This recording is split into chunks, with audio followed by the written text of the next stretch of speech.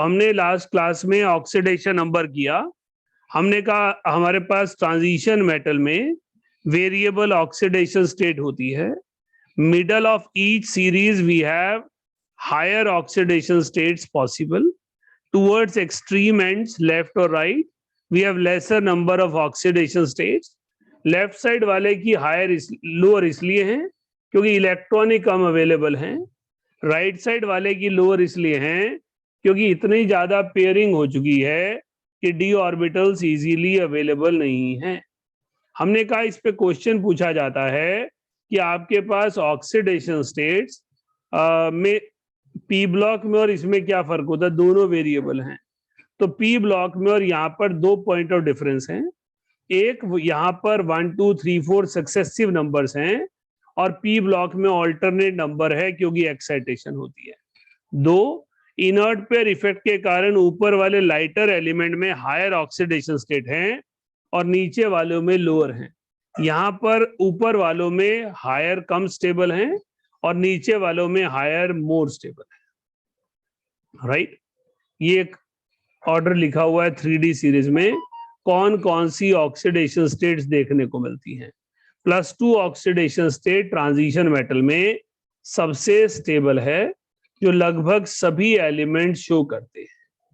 Right, ये table नहीं बनाया था हमने, इसको ड्रॉ कर लीजिए। सर इसके ऊपर एक स्टेटमेंट भी है, ये तो लिखी हुई है आपने, excitation of paired electron is responsible for variable oxidation state, नहीं लिखी हुई? No sir. क्या लिखा था लास्ट? सर ये ऊपर वाला पैराग्राफ, ये मॉलिब्डेनम वाला। Yes sir. ओके, चलिए लिखिए फिर। In case of transition metals, in case of transition metals, variable oxidation state shows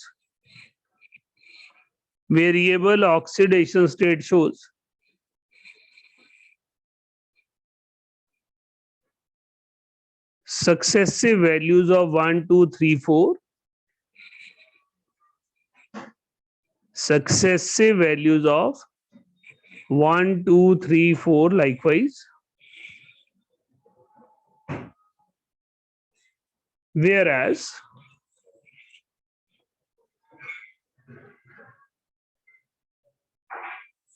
in case of representative elements,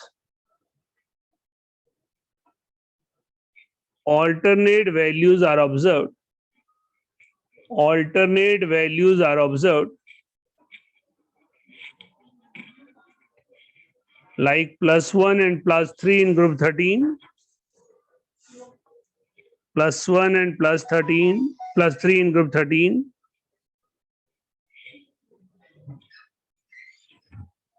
+1, 3, 5 and 7 in group 17.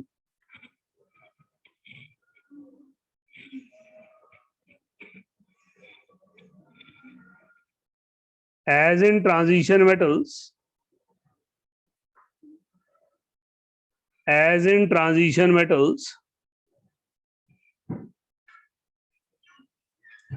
electrons of n-1d and ns are involved.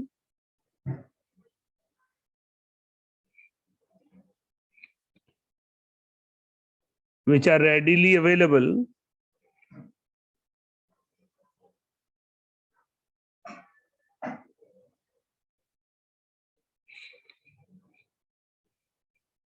and in representative elements, excitation of paired electrons is responsible. Excitation of paired electrons is responsible for variable oxidation state.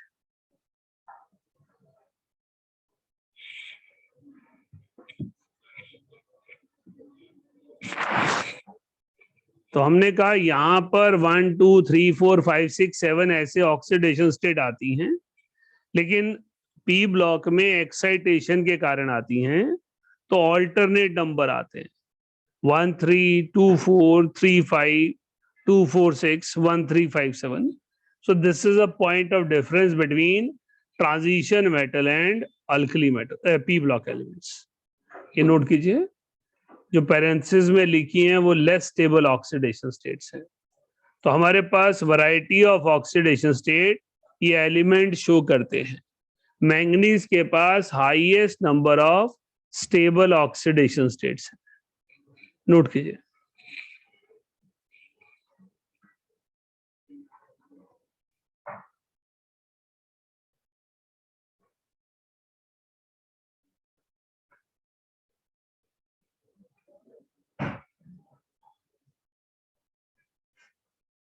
Sir manganese के बाद सबसे ज्यादा भी है और सबसे stable भी है। हाँ जी, नहीं वेरिएबल में तो देखो आपके इसके पास भी 6 हैं तो क्रोमियम के पास भी 6 हैं, लेकिन क्रोमियम की 2 ऑक्सीडेशन स्टेट्स अनस्टेबल है, मैंगनीज की 1 ऑक्सीडेशन स्टेट अनस्टेबल है।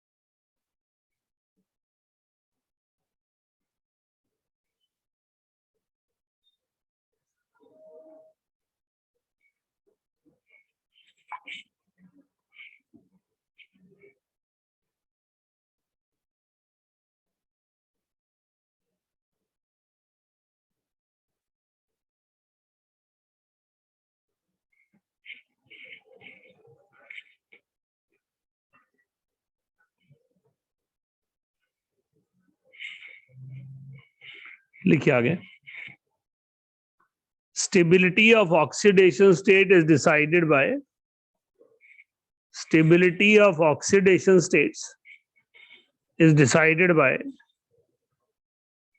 combination of factors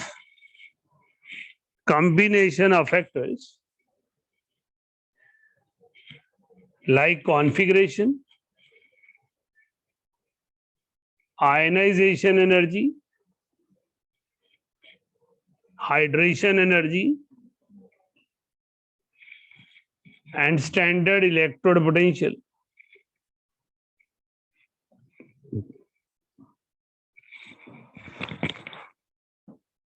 Standard electrode potential includes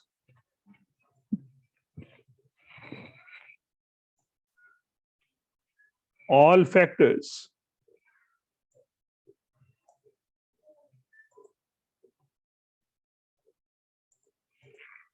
so it is most important criteria to decide stability. So it is most important criteria to decide stability.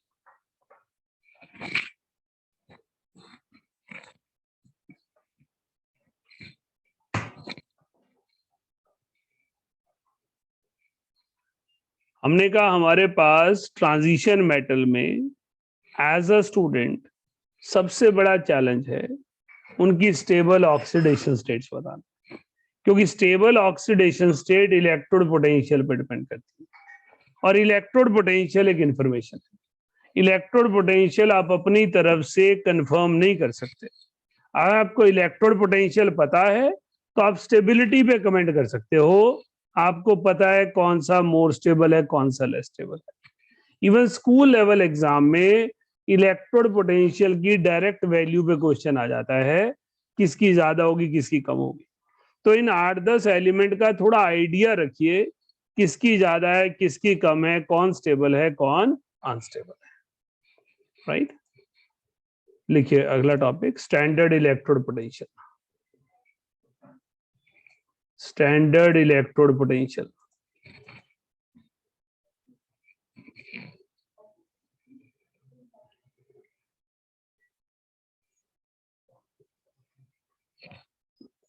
In the solutions,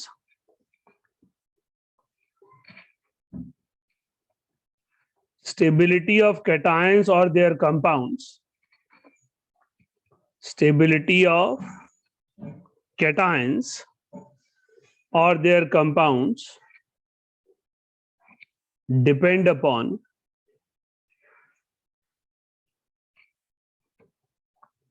standard electrode potential.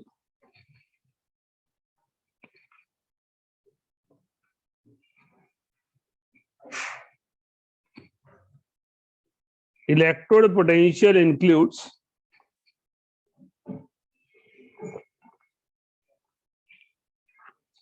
sublimation energy,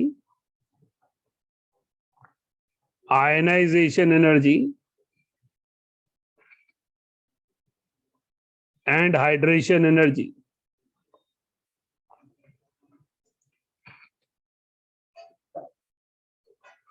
Lower value of E naught Rp indicates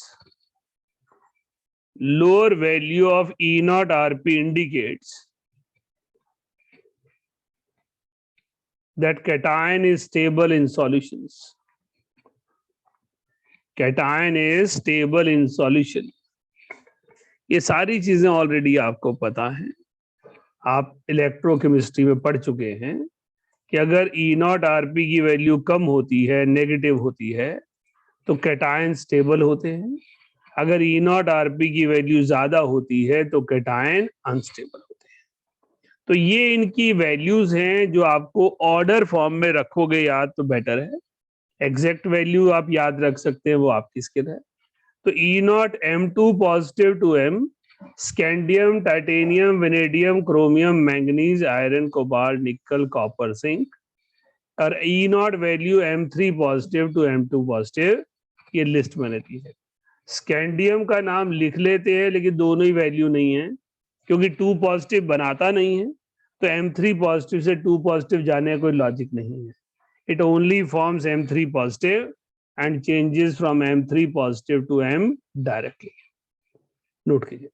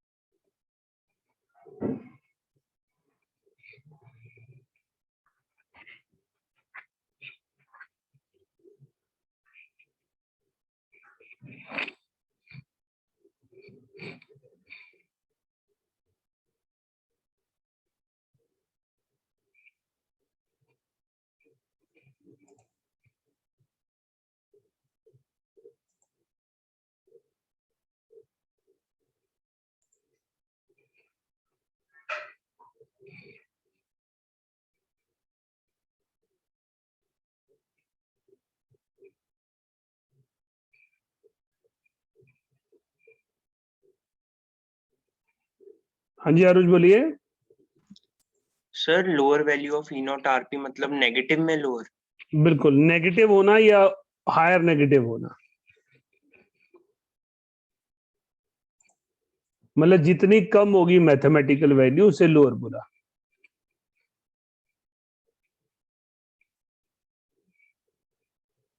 हाँ जी कुंवर बोलिए।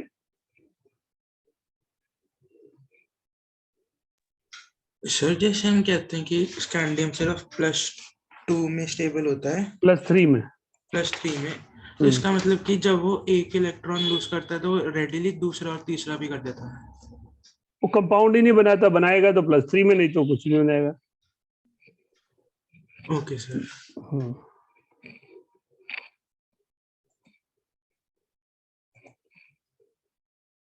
हाँ जी अंश बताइए। Good evening sir. Good evening बेटा। Sir जैसे कि sir हमें ये सारे वैल्यूज याद नहीं पड़ेगी हमें। हाँ यही कह रहा था मैं कि बच्चों के लिए सबसे बड़ा चैलेंजिंग वर्क इसमें यही है कि वैल्यूज याद हो या ट्रेंड्स पता हो। हम कोशिश करेंगे कि ट्रेंड से काम चल जाए, एग्जैक्ट वैल्यू की जरूरत नहीं होती। पेपर में क्वेश्चन आता है arrange the following cations in decreasing और increasing order of E nought R P, which of the following is correct order of E nought R P. तो मुझसे correct order of E nought R P पूछा है, तो मेरे काम की चीज ऑर्डर है। अब ऑर्डर को कैलकुलेट करना है मैंने, जो मेरे लिए ज्यादा जरूरी है। राइट? Okay sir. हाँ सर एक डाउट सर, जैसे कि टाइटेनियम में है -1.6 एंड सेकंड में -0.37। ठीक है। उसमें से सर -1.6 ज्यादा है, नेगेटिव है सर, जो फिर टाइटेनियम का 2% ज्यादा स्टेबल होगा, राइट सर? बिल्कुल ठीक है, करेक्ट है। Okay sir. लेकिन 3 पॉजिटिव भी स्टेबल ही है क्योंकि नेगेटिव में है। Negative E not RP means stable cations, positive E not RP means unstable cations. जब हम इलेक्ट्रोकेमिस्ट्री पढ़ते हैं हम कहते हैं जिनका ई नॉट आरपी पॉजिटिव है उनकी इलेक्ट्रॉन लेने की कैपेसिटी ज्यादा है। राइट? Okay sir. तो जब Yes. आप ई नॉट इलेक्ट्रोकेमिकल सीरीज पढ़ते हैं तो कहते हैं जिनका रिडक्शन पोटेंशियल ज्यादा है उनकी reduce form stronger reducing agent है, और जो दूसरे हैं वो ऑक्सीडाइजिंग है जिनका ई नॉट आरपी ज्यादा है। Okay sir. चलिए लिखिएगा आगे। स्टैंडर्ड इलेक्ट्रोड पोटेंशियल, ये आपको थोड़ा सा ऑर्डर सा लिखा है कि हाँ ऐसे से आप शायद समझा सके खुद को। Standard electrode potential regularly increases for divalent ions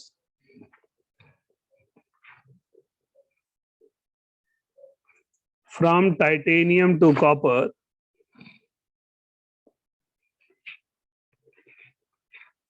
except in manganese.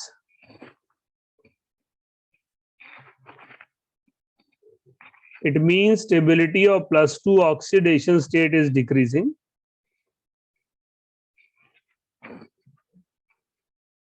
Stability of +2 oxidation state is decreasing.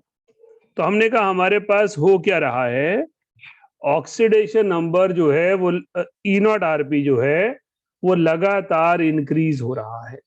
अगर हम यहां पर देखें -1.6, -1.2, -0.91, -0.44, -0.28, -0.24 and +0.34।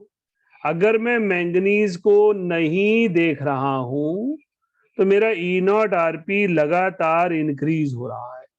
It means stability of +2 oxidation state decrease हो रही है। लिखिए आगे। Manganese and zinc have higher negative values.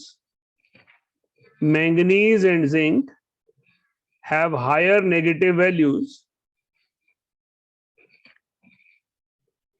which means they are stable in +2 oxidation state. They are stable in +2 oxidation state. हमने कहा हमारे पास मैंगनीज और जिंक में नेगेटिव ऑक्सीडेशन नंबर है, सॉरी ई नॉट आरपी है। इसका मतलब वो +2 ऑक्सीडेशन स्टेट में बाकियों के कंपैरिजन में स्टेबिलिटी रखते हैं। राइट? तो हम ये नहीं कह सकते कि कॉपर अनस्टेबल हो गया तो नेक्स्ट भी अनस्टेबल हो जाएगा। जिंक में स्टेबिलिटी होना वो तो क्वाइट ऑब्वियस है क्योंकि उसके पास fully filled D sub shell की कॉन्फ़िगरेशन है। हाँ जी भविष्य, क्या पूछना बेटा आपने? सर पहले हमने लिखा था ना कि मतलब स्टैंडर्ड जो हमारी इलेक्ट्रोड पोटेंशियल है वो इंक्रीज करता है, तो वो मतलब मैग्नीट्यूड में कह रहे हो? हम इंक्रीज ही कर रहे हैं। नहीं, हम मैग्नीट्यूड में कह रहे हैं कि वो इंक्रीज हो रहा है। नहीं कर रहे, मैग्नीट्यूड तो डिक्रीज हो रहा है, हम उसकी एक्चुअल मैथमेटिकल वैल्यू कह रहे हैं। E not RP is regularly increasing, -1.6 is less than -1.2 is less than -0.91, right? And sir, ठीक है सर, एंड सर जो हमने लिखा है कि लाइक जिंक स्टेबल है, तो वो हम कंपैरिजन में कह रहे हैं ना, हाँ जी बेटा, लाइक जैसे, ठीक है राइट। नेक्स्ट लिखिए, copper is the only element in 3D series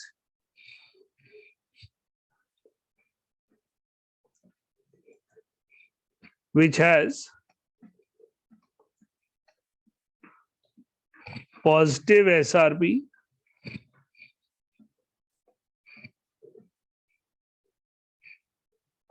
in +2 oxidation state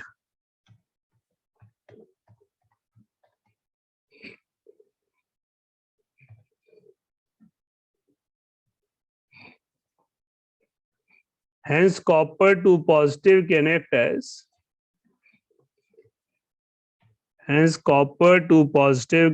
as good oxidizing agent,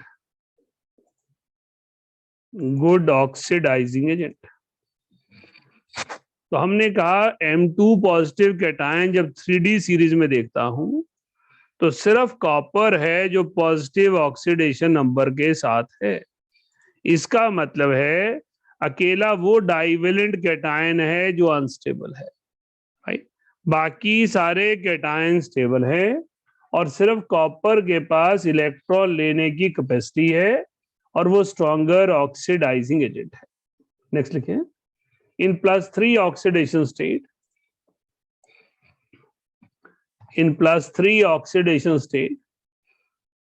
chromium is most stable element in 3D series,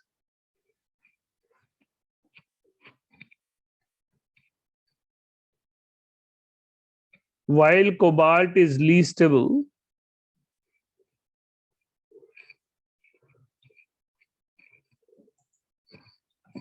again जो ये एक्सप्लेनेशन है किसके बेसिस पे है? Electrode potential. जब मैं इलेक्ट्रोड पोटेंशियल देखता हूं, क्रोमियम का इलेक्ट्रोड पोटेंशियल -0.41 है, that is least in this particular series, और जो कोबाल्ट का +3 का है that is highest in this series. इसका मतलब है क्रोमियम +3 में स्टेबल है और कोबाल्ट +3 में अनस्टेबल है। लेकिन अगर हम कोऑर्डिनेशन केमिस्ट्री याद करें जो हम पहले पढ़ चुके हैं, तो ऑक्सीडेशन नंबर क्रोमियम और कोबाल्ट के मैक्सिमम कंपाउंड में +3 होता है। अगर हमें कुछ और ना समझ आ रहा हो तो हम +3 लगा के देख लेते हैं, आंसर निकल आता है, राइट? इसका मतलब कोऑर्डिनेशन में कोबाल्ट के पास +3 बनाने की कैपेसिटी है।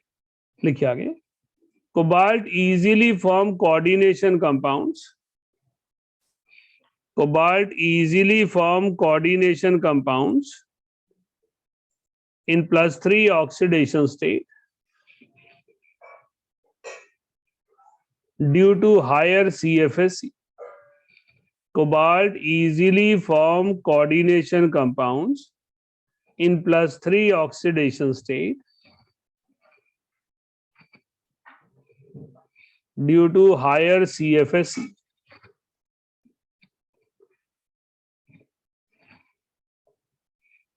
तो CFSE की वजह से वो ऐसा कर पाता है, उसकी नेचुरल टेंडेंसी नहीं है, लेकिन फिर भी वो ऑक्सीडाइजिंग, वो हमारे पास +3 स्टेट में एग्जिस्ट करता है। नेक्स्ट लिखिए, manganese, iron and cobalt in +3 oxidation state are strong oxidizing agents. Manganese, iron and cobalt in +3 oxidation state are strong oxidizing agents due to positive SRP.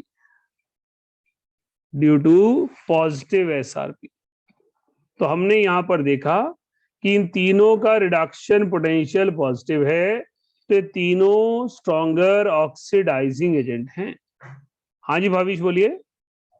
Sir हमने कहा ना कि कोबाल्ट जो है वो +3 ऑक्सीडेशन स्टेट में unstable है, बिल्कुल बट ठीक जब वो है। कोऑर्डिनेशन में होता है तो वो मतलब स्टेबल हो जाता है। तो वो हमने कहते हैं ना कि जब CFSE हायर होती है तो वो कंपनसेट करता है एनर्जी को। पेयरिंग एनर्जी को कंपनसेट करता है ना। तो इन अ वे कोई भी फॉर्म ऑफ एनर्जी है, देखो जब कंपाउंड बनते हैं तो मल्टीपल एनर्जीज इन्वॉल्व होती हैं। तो जो एनर्जी हायर है वो लोअर एनर्जी को कंपनसेट करेगी तो काम हो जाएगा। हमने कहा हमारे पास ये आयनाइजेशन एनर्जी ज्यादा होगी, हाइड्रेशन एनर्जी कम होगी, इसीलिए +3 में उसका पॉजिटिव SRP है। लेकिन जब कोऑर्डिनेशन कंपाउंड बनते हैं तो जो हमारी CFSE रिलीज हो रही है कंपाउंड फॉर्मेशन में, वो उसकी आयनाइजेशन एनर्जी को कंपनसेट कर देती होगी। लिखिए आगे। Electronic configuration in transition metals, electronic configuration in transition metals has lesser influence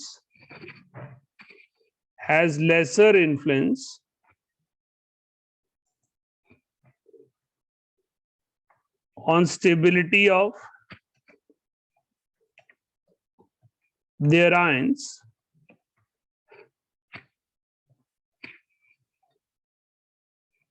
similarly on oxidizing and reducing power।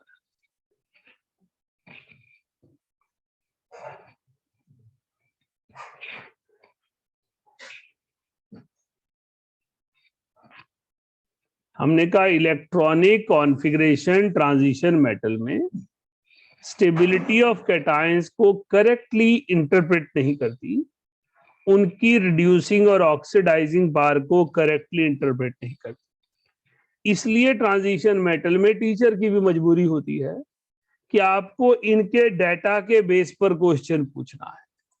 तो इसमें हमने क्या करना है, 2-4 की वैल्यूज ध्यान से याद रखनी है। ये जो पॉजिटिव वाले हैं और क्रोमियम जो स्टेबल है और कॉपर 2 पॉजिटिव में जो पॉजिटिव है।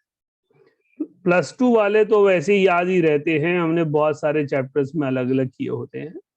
तो हमारे पास यहाँ मैंने एक एग्जांपल लिखा है कि क्यों इसमें E0RP लिखना जरूरी है। क्रोमियम 2 पॉजिटिव में D4 कॉन्फ़िगरेशन है, मैंगनीज 3 पॉजिटिव में D4 कॉन्फ़िगरेशन है। D4 कॉन्फ़िगरेशन अगर स्टेबल हो या अनस्टेबल हो तो उसका एक जैसा बिहेवियर होना चाहिए। एक चीज तो क्लियर है कि D4 में लेस स्टेबल है, एलिमेंट D4 छोड़ के भागना चाहता है, लेकिन क्रोमियम इलेक्ट्रॉन देना चाहता है और मैंगनीज इलेक्ट्रॉन लेना चाहता है। मैंगनीज D4 से D2 में आना, D5 में आना चाहता है और क्रोमियम D4 से D3 में आना चाहता है। तो जब हमने E0RP चेक किया क्रोमियम 3 पॉजिटिव और क्रोमियम 2 पॉजिटिव का तो नेगेटिव था, Mn3 पॉजिटिव से Mn2 पॉजिटिव का तो पॉजिटिव था। इसका मतलब मैंगनीज के 3 पॉजिटिव में कंपाउंड स्ट्रांगली ऑक्सीडाइजिंग है और क्रोमियम के 2 पॉजिटिव में स्ट्रांगली रिड्यूसिंग है। तो क्रोमियम 2 पॉजिटिव में रिड्यूसिंग एजेंट है, मैंगनीज 3 पॉजिटिव में ऑक्सीडाइजिंग है, जबकि दोनों का जो कॉन्फ़िगरेशन है वो सेम है। लिख लीजिए।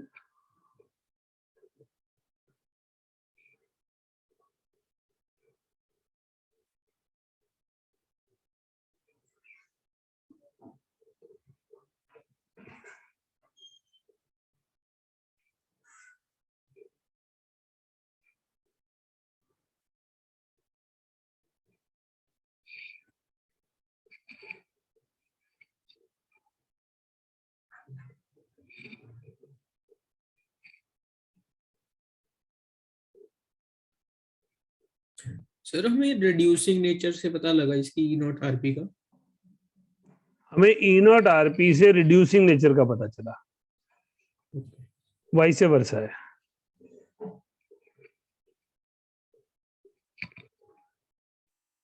हमने कहा हमारे पास ट्रांजिशन मेटल में सबसे बड़ा चैलेंज यही है कि मैं कॉन्फ़िगरेशन बेस पर स्टेबिलिटीज और इंस्टेबिलिटीज को कमेंट नहीं कर पा रहा। मैं नहीं कह पा रहा हूं कि आपके पास ये कंपाउंड स्ट्रॉन्गर ऑक्सीडाइजिंग है या स्ट्रॉन्गर रिड्यूसिंग है क्योंकि कॉन्फ़िगरेशन ऐसा कह रही है, नहीं हो रहा, क्योंकि कॉन्फ़िगरेशन का फैक्टर लेस सिग्निफिकेंट है और E not RP more significant है।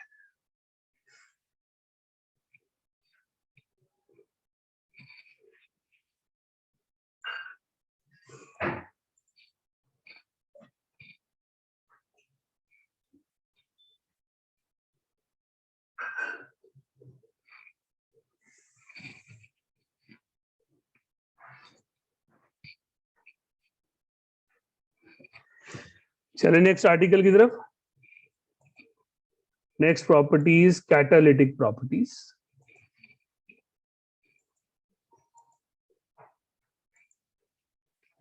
Aarush, what are catalysts?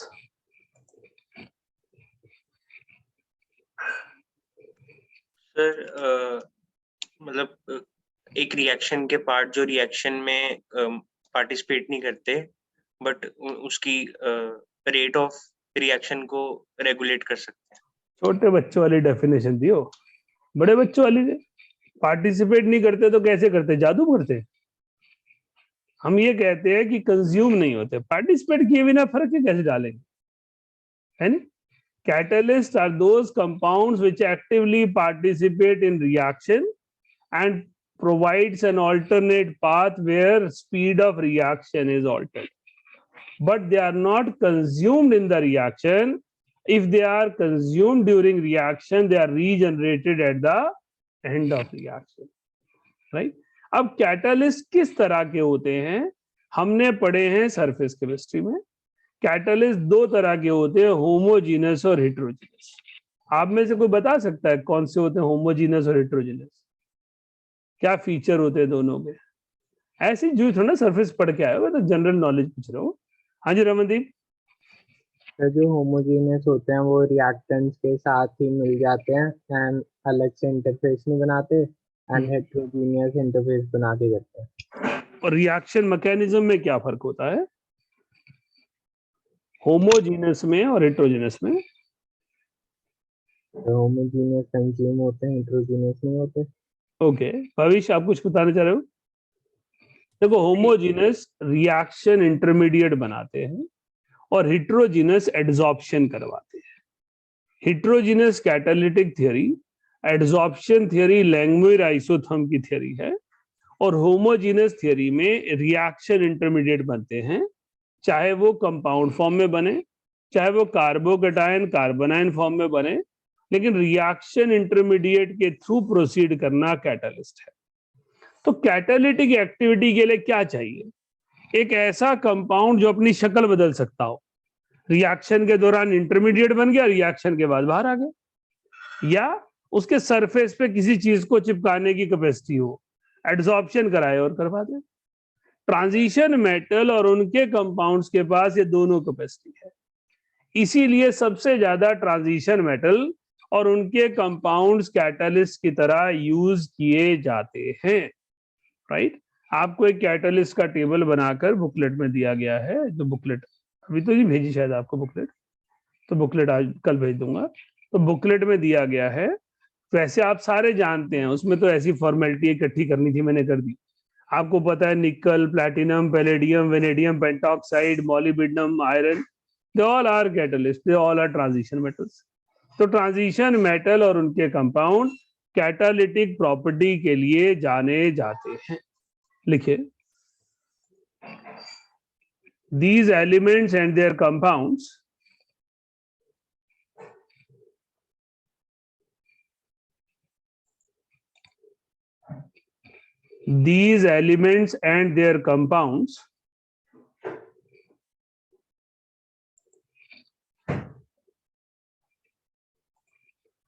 are known for their catalytic properties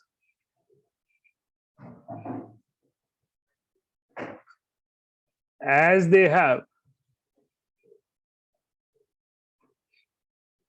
variable oxidation state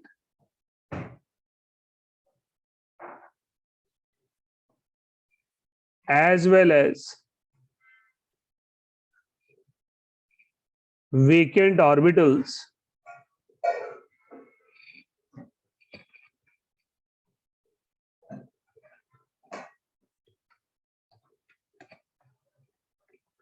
for adsorption.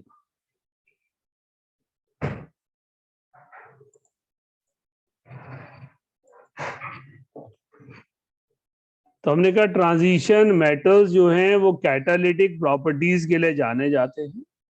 Catalyst वो सब्सटेंसेस होते हैं जिनके पास वेरिएबल ऑक्सीडेशन स्टेट है इंटरमीडिएट्स बनाने के लिए, और वेकेंट डी ऑर्बिटल्स हैं एडसॉर्प्शन के लिए। इनका जो लैटिस होता है वो लूजली हेल्ड लैटिस होता है with large interstitial spaces which facilitate adsorption. So these elements are known for their catalytic properties as they have vacant orbitals and they have variable oxidation state. Clear है? यही एक line लिखनी है, reasoning आएगी। Why transition metals and their compounds are known for catalytic abilities. Homogeneous catalysis को variable oxidation state चाहिए और heterogeneous catalysis को वेकेंट ऑर्बिटल्स फॉर एडसॉर्प्शन चाहिए। नेक्स्ट लिखिए, एलॉय फॉर्मेशन।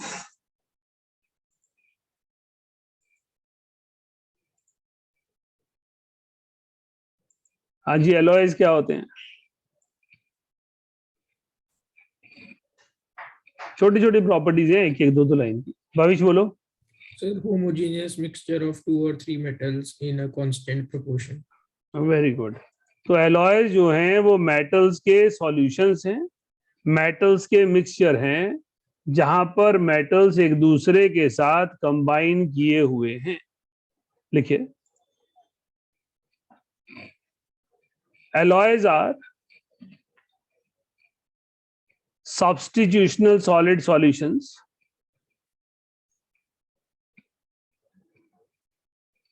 और homogeneous mixture of metals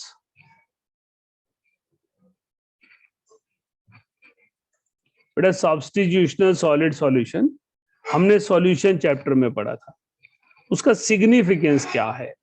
सब्स्टिट्यूशनल solid solution सिर्फ वो solids बना सकते हैं जिनका साइज बराबर हो। ट्रांजिशन मेटल्स जाने इसके लिए जाते हैं कि इनका साइज नियरली सेम होता है। Middle of the series they have same radius, 4D and 5D have same radius, इसलिए ये एलॉय बनाते हैं। सबसे ज्यादा एलॉय अगर किसी एलिमेंट के जाने इन किन्हीं एलिमेंट्स के जाने जाते हैं तो वो डी ब्लॉक के हैं। देखिए, they readily form alloys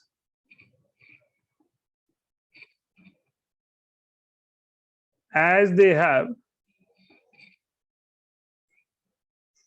nearly equal size.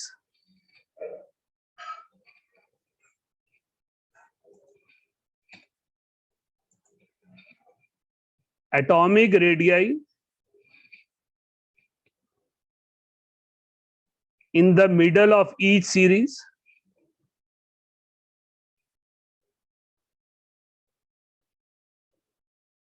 is nearly same, as well as the radii of 4D and 5D elements.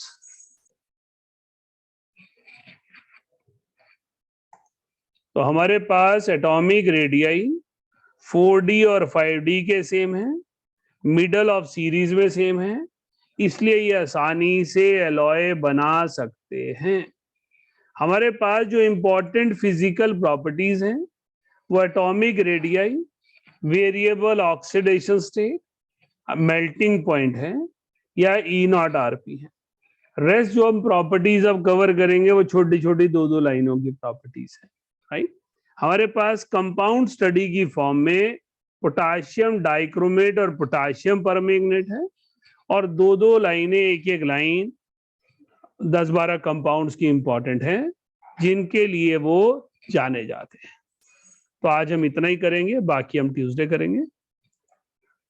Tuesday से आपको पता ही है, मैंने शेड्यूल भेज दिया था आपको कि एज पर गवर्नमेंट अनाउंसमेंट 1 फरवरी we can have offline classes.